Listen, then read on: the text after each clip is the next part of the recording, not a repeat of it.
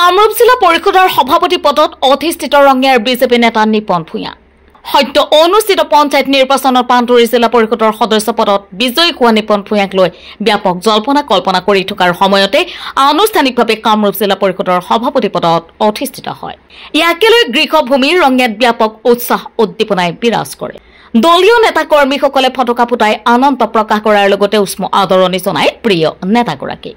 মুখ্যমন্ত্ৰী মহোদয় তথা আমাৰ ৰাজ্যিক সভাপতি দৰং দলীয় আমাৰ সাংসদ মহোদয়ক ধন্যবাদ জ্ঞাপন কৰিছো। লগতে আমাৰ উত্তৰ কামৰূপ জিলাৰ সভাপতি তথা দক্ষিণ কামৰূপ জিলাৰ সভাপতি তথা মোৰ বিষয় বিভাগ তথা পানটুৰি জিলা পৰিষদৰ সমূহ ৰাইজক মই ধন্যবাদ জ্ঞাপন কৰিছো।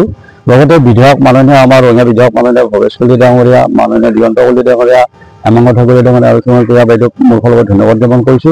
ভাৰতীয় জনতা পাৰ্টি আজি যিটো আস্থা ৰাখি মোক দৰে এজন সাধাৰণ কাৰ্যকৰ্তাক এই জিলা পৰিষদৰ জিলা পৰিষদত মোক চেয়াৰমেন হিচাপে মানে সভাপতি হিচাপে নিযুক্ত মানে পাতিছে, তাৰ বাবে মই তেখেতসকলক অশেষ ধন্যবাদ জ্ঞাপন কৰিছোঁ। আৰু লগতে ৰাইজৰ হৈ কাম কৰা এটা সুযোগ দিছে।